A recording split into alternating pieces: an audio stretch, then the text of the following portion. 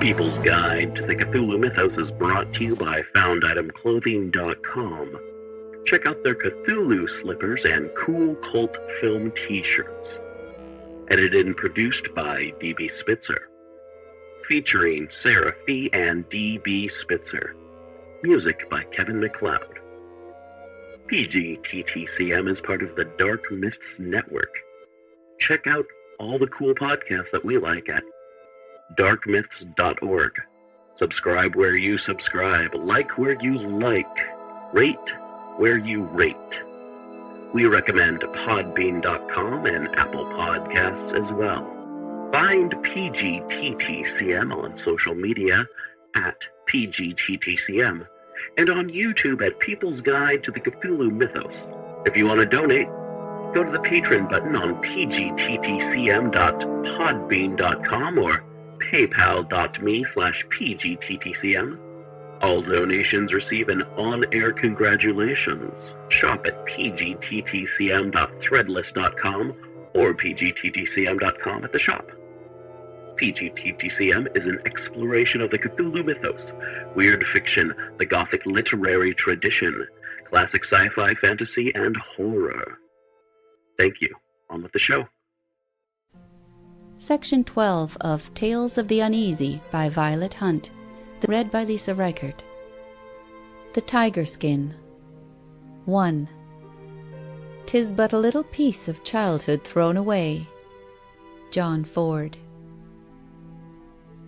She wandered about the wards at the Infants' Hospital, a privileged person, ignored, tolerated, looked on askance by the properly caparisoned, properly certificated, properly trained nurses. She was not a nurse. She was not even a probationer, except by courtesy. She was the daughter of the founder of the hospital, Dr. Emmerich Favarger. She spent many hours there, lounging about, asking irrelevant questions of the nurses and the visiting doctors, getting into the way as only a privileged person can do. She was no good. She could not even amuse a baby, or keep it quiet a moment until expert assistance arrived.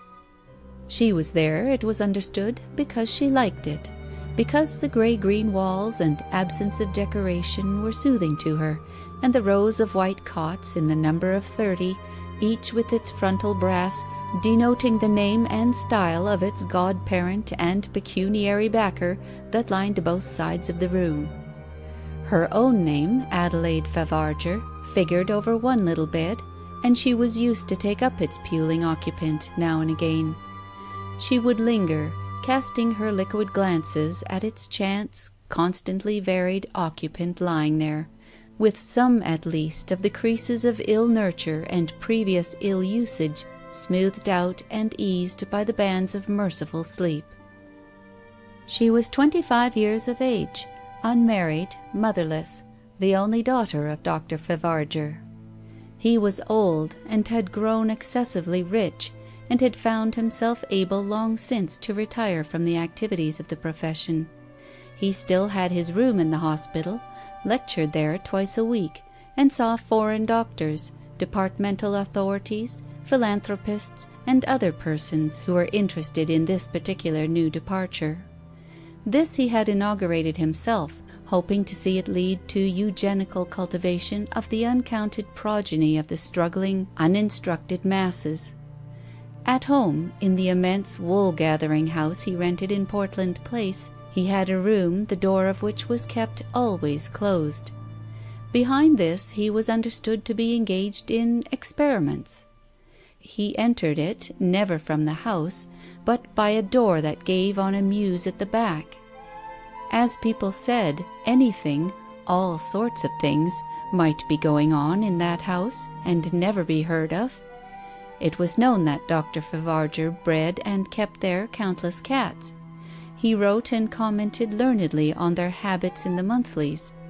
He was a man who might have been asked out to dinner every night in the year, if he had chosen to let himself figure in the list of society's possible guests, but that he had always refused to do, and his daughter shared his self-imposed solitude. She was not the kind of girl whom hostesses asked out alone, or at a moment's notice to fill up a gap. She had no cordiality, no entrain, no go. She was attractive, but not charming, the image of her father, whose hooked beaky nose she had inherited, together with passionate, regretful eyes that her dead mother had left her. But no restraint was put upon her exercise of hospitality in Portland Place. She could ask anyone she liked to dinner, and she availed herself constantly of the privilege. But the proportion of male guests who put their knees under the old mahogany dining table and drank her father's old port, which was almost famous, was far in excess of the female. But Adelaide did not object to this proportion. Still, sly, silent, with an air of biding her time, at 18. By the time she was 25, the passion in her eyes was tremendous. She glowed in her dark setting, a meagre Circe, who gathered the ready-made beasts about her, and shook no deterrent wand at them. These were her evenings: smoke of cigars, fumes of liqueurs, conversations of veiled indecency under the guise of scientific discussion, which were led by her father, the cynical, heartless old man, holding forth indifferently, from sheer love of talking, to the audiences of queer, inferior, second-rate men that his daughter provided for him nightly. And for her days, they were mostly spent within the four walls of the abode of sanitation and physical purity that represented the outcome of both their theories of life. Adelaide had no sense of humour, but the cruel old man was apt to say that his daughter was the only microbe in the establishment, that miracle of asepticism. He gave her plenty of pocket money, jibed at her to her friends before her face, but allowed her to do exactly as she liked, with no consideration for her extreme youth and the life she had to live when he was gone, fared contemptuously towards the grave of known finality that awaited him. He had done his best for the world, in the establishment of a higher ideal of infant feeding and early physical culture. He had done well by his daughter. He had fulfilled his duty, as he considered it, towards her mind and body. He had given her the best of educations. She had been to school by the sea as a child, as a girl to college. She had insisted on being highly trained and educated up to the nadir of her powers, and had her views cut and dried at 16. Carefully concentrating herself with feverish intentness on efficiency, she had managed to do well in the tripos at Oxford, but her friends said that she had been screwed up to the required pitch by her imperious vanity. The girls of her year who had come out below her in honours used to laugh when they met her afterwards in the street. For them she was the crank who had outstripped them, peering, as her habit was, under the hoods of perambulators on her way to lectures on eugenics and baby culture. They had heard all about her desire, nay, her fixed determination, to marry and worthily contribute to the world force in the usual manner. At Somerville Hall she had made no secret of her intention to bear an eugenical child or two, having first selected its father carefully from a physiological point of view. Oh yes, she had talked of nothing else at tea parties and walks, and had bored them so that when she left she had made no harvest of life friends. They had tossed their learned young heads, and quite expected some day to hear of Adelaide Fairvarger, in spite of her big talk, as the feeble hang-dog mother, if a mother at all, of one puny infant, begotten of nerves and hysteria by the usual self-selecting father. That is, if any man chose her, and this, in spite of her wealth, they were inclined to doubt. She wasn't a girl who appealed to the men that marry. They felt that, and they were right. For men, looking at Adelaide Fairvarger with the instinctive and unconscious cunning of the male, that makes in the long run so surely for what Adelaide herself would have called the world purpose, were likely to pass her by as sexually ineligible for motherhood. Socially, too, she did not appear apt to satisfy their own particular standards of comfort and pleasure. Though indubitably Adelaide would be rich, they feared to take a wife out of the dreary, ill-managed, ill-cleaned house in Portland Place, full of unprobed corners and flights of stairs that seemed to drop you into plumbless depths of scullerydom and basement. The hall and dining room were full of valuable mahogany furniture whose dull, unpolished surfaces reflected nothing. The drawing room was spread with rich yellow damask that draped the sofas and chairs, and hung as curtains to mask as much scanty light as was willing to filter in through the tall windows that no normal housemaid could reach up to clean. No one did clean them. The curtains soared out of sight into the dusty ceilings, and the chance hand, essaying to draw them further apart, shook out a dusty flavour that nipped the nostrils and was forthwith obliged to desist. Adelaide's dinners, and she gave a great many of them, were ill-cooked, scrambling and depressing. But the wine, Dr. Favarger's own province, was excellent. He himself would have none of it. As soon as the sweets were put on, it was the old doctor's custom to rise, to stuff his creased napkin into the middle of his plate, and to leave the room without comment. It was always the same. He did not, as a rule, appear again.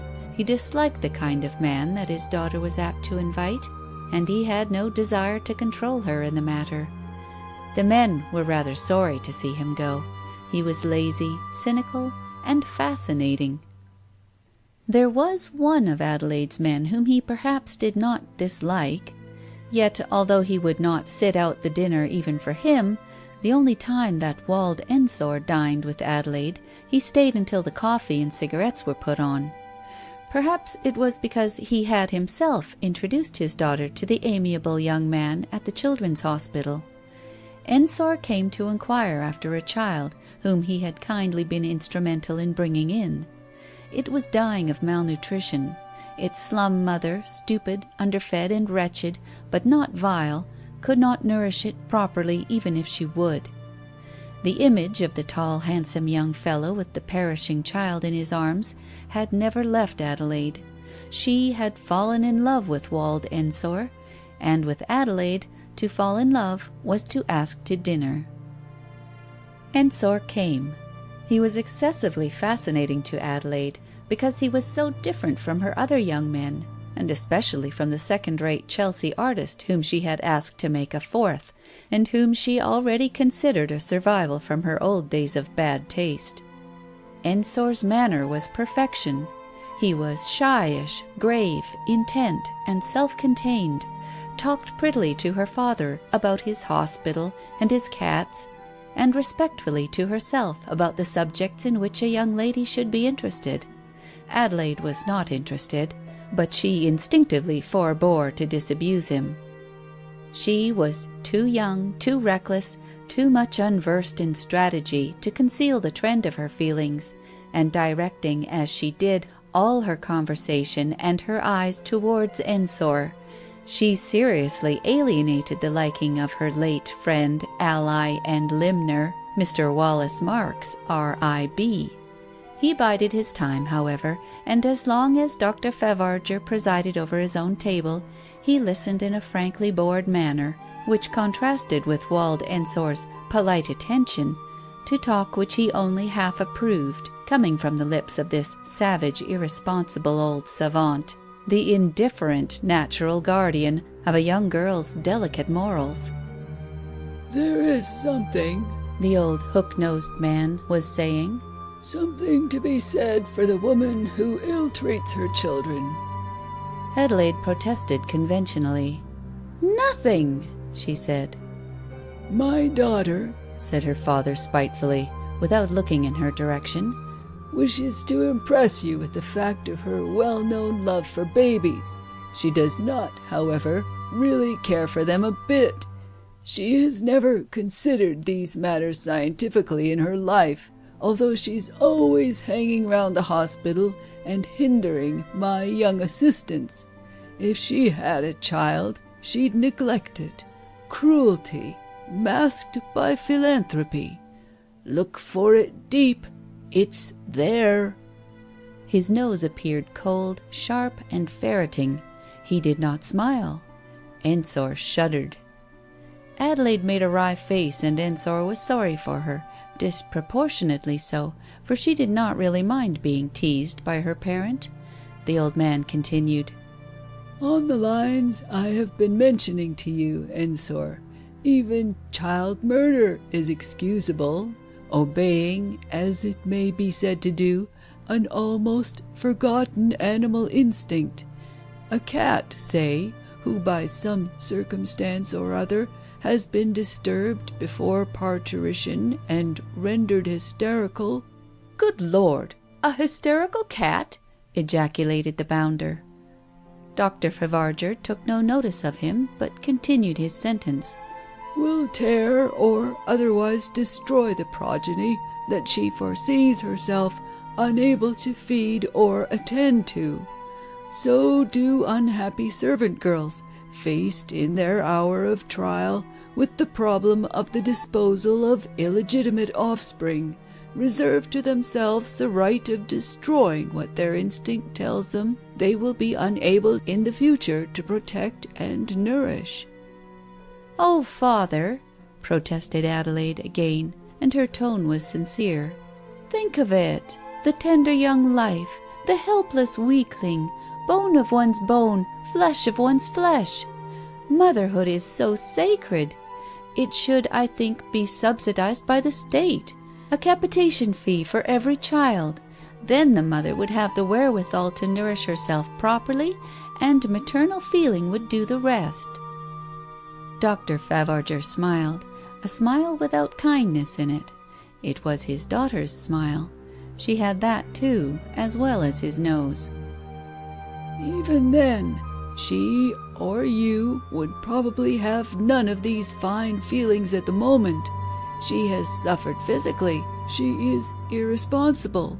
Mere brutal, selfish instinct dominates her. And if she desists, if she does make an attempt to salve it, she has to watch the hapless infant," he sneered, "through her care, surviving, but as a hopeless idiot. Of course," he continued, "I accept cases of mere cruelty, such as baby farming.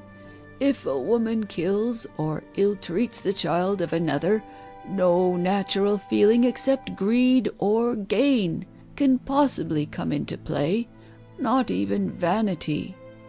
"Vanity?" said Adelaide. "Yes, mother's vanity, a huge, non-negligible factor in these matters. But in most cases it is not necessary to plead it, for nature's broad back may easily take the blame.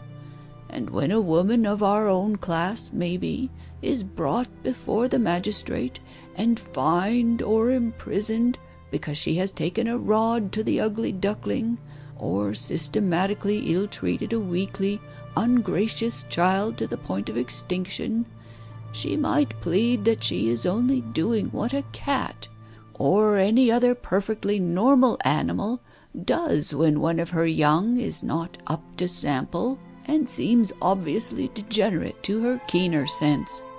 My cat Philippa, for instance." Adelaide sneered. The bounder fidgeted. Ensor preserved his attitude of somewhat strained attention. "Had a fine litter of 4 the other day. I found one of them, to my uninstructed eye, as healthy as the others, on the cold stone floor for 3 successive mornings before it died. She had thrown it out of the nest. She had refused to feed it. She had just weeded it out. Why? It was unfit to live.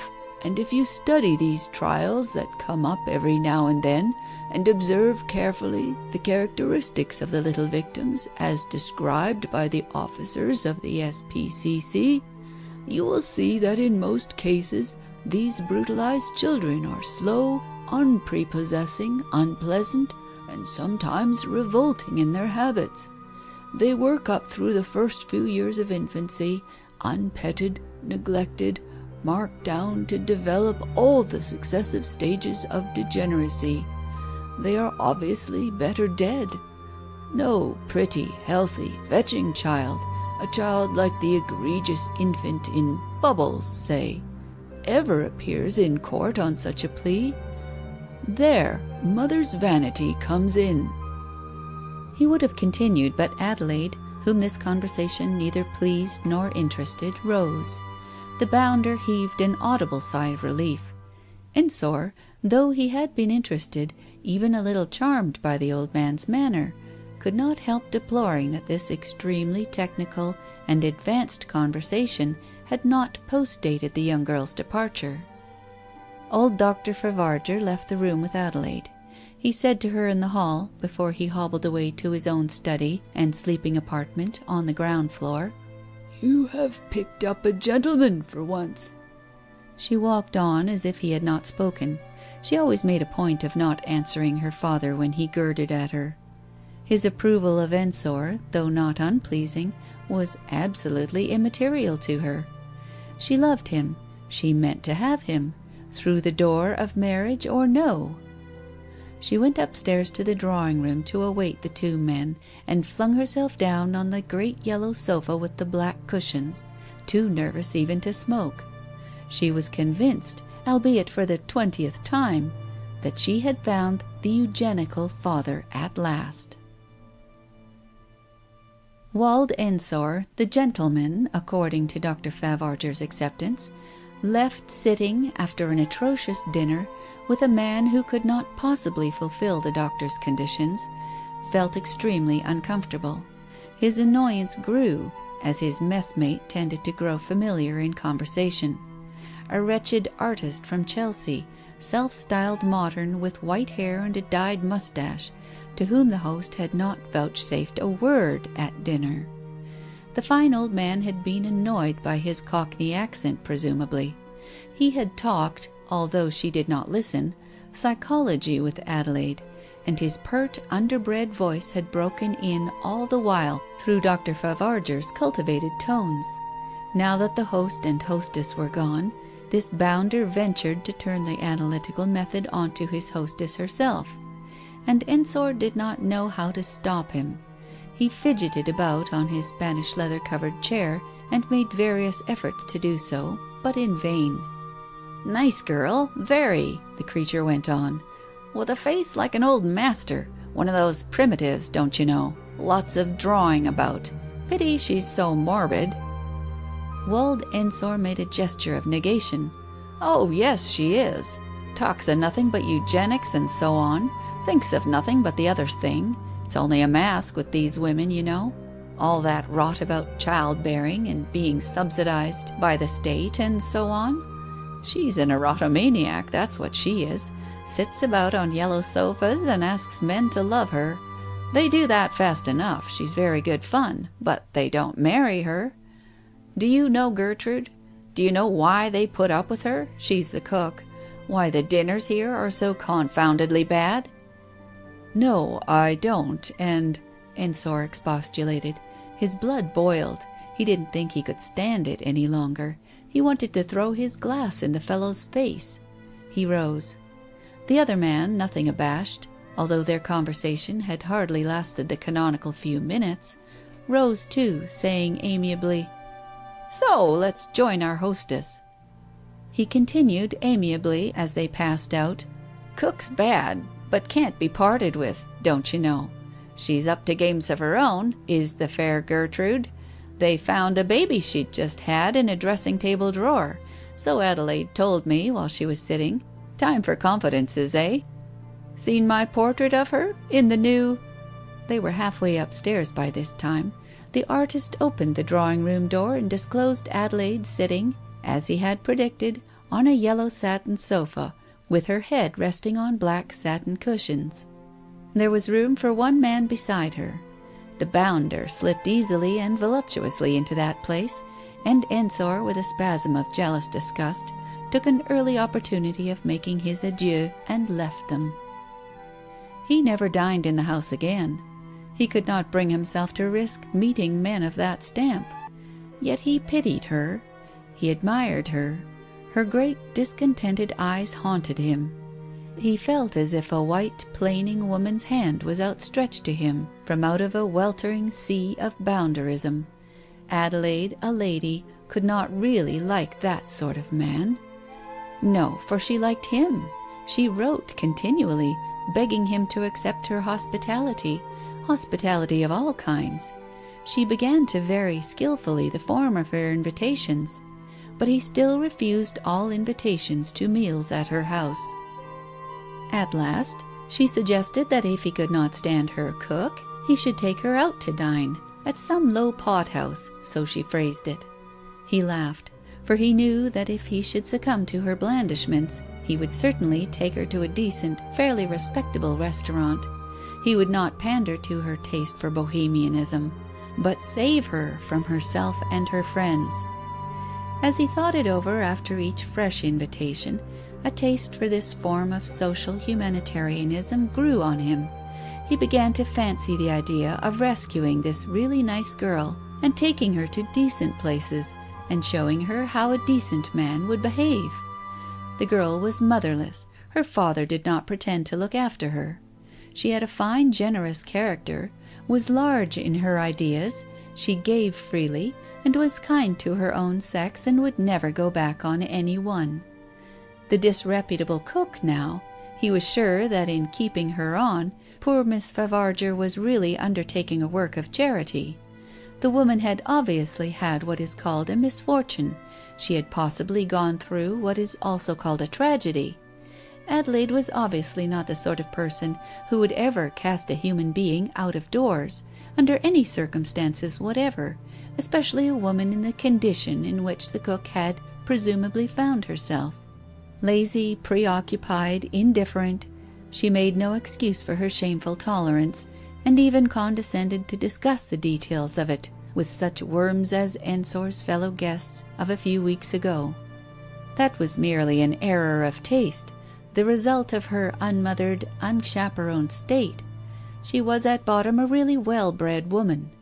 Ensor, a rover, a man who had knocked about the world and yet preserved his vast shyness and a modicum of innocence, thought he saw clearly that the time and place were out of joint with Adelaide. Her morals were medieval, with no present parallel except perhaps one that should be found in the milieu of the South Sea Islands. So he came to invite her to dine with him at Prince's and even Kettner's, and she had tea with him on the slopes in Kensington Gardens. They walked together in Hyde Park on Sundays, Adelaide protesting vehemently that she hated dressing up and posing as one of the smart set. In vain Ensor assured her that to mingle casually with the select denomination at church parade was not to be within 100 miles of being of it, that to dine at Kettner's with a man alone was sufficiently unconventional. Adelaide continued to protest, to beg him to take her to his flat, and to discuss sex questions in a loud voice over restaurant dinner tables.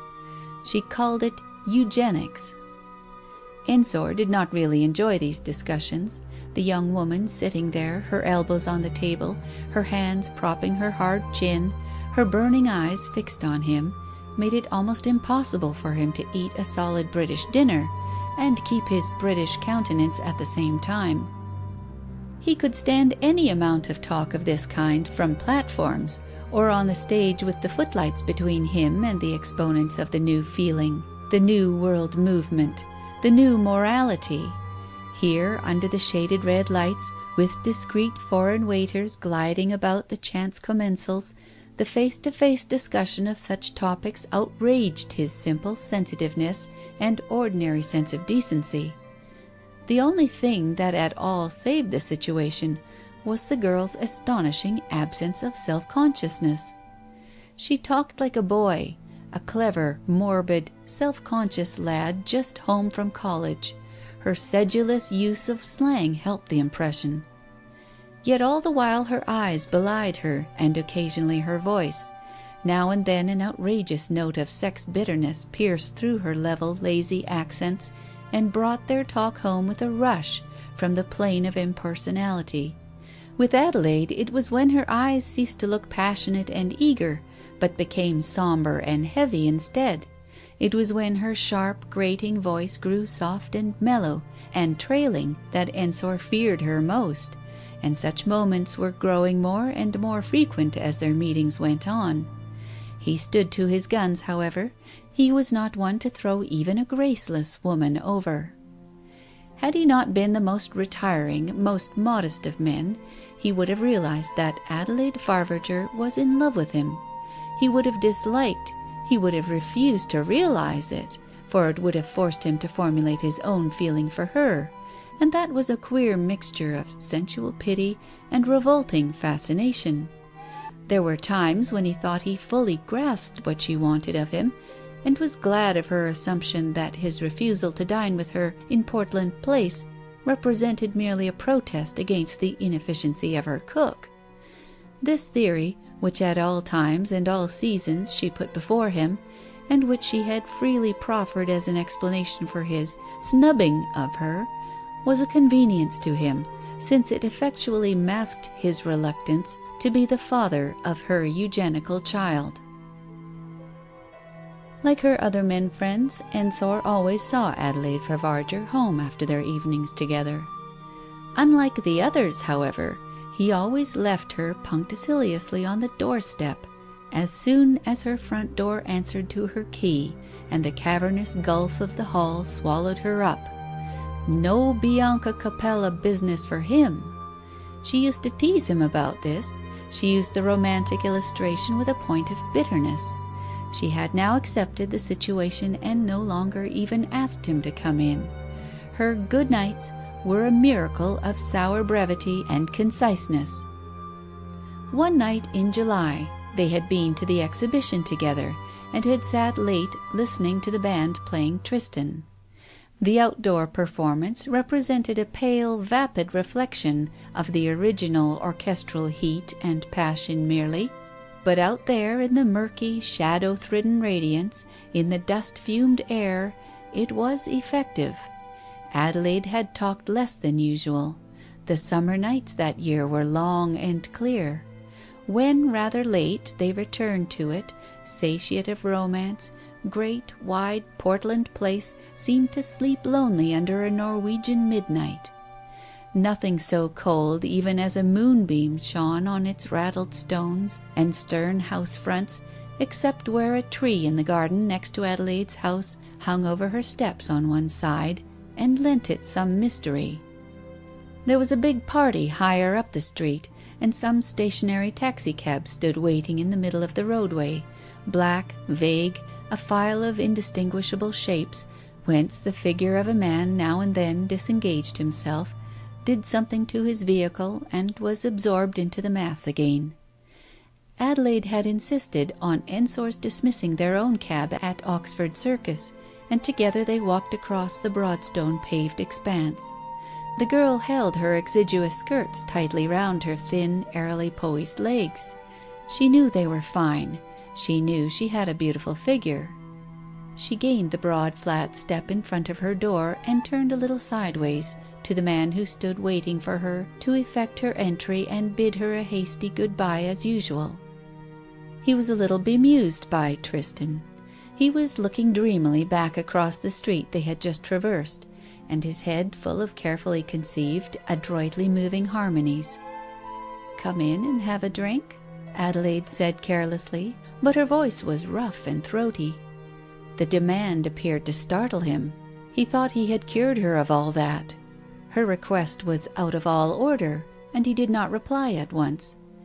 She faced him, but did not meet his eyes. "Why won't you?" she asked peevishly. "Even if you won't dine. What have I done? Why am I doomed, cursed?" "Dear Miss Fairweather." "Miss Fairweather be blowed." She spoke like a schoolgirl. She caught, as a monkey does, at the lapel of his coat, fumbled at it. "For God's sake," she said, "don't insult me so. Come in for a moment." End of section 12.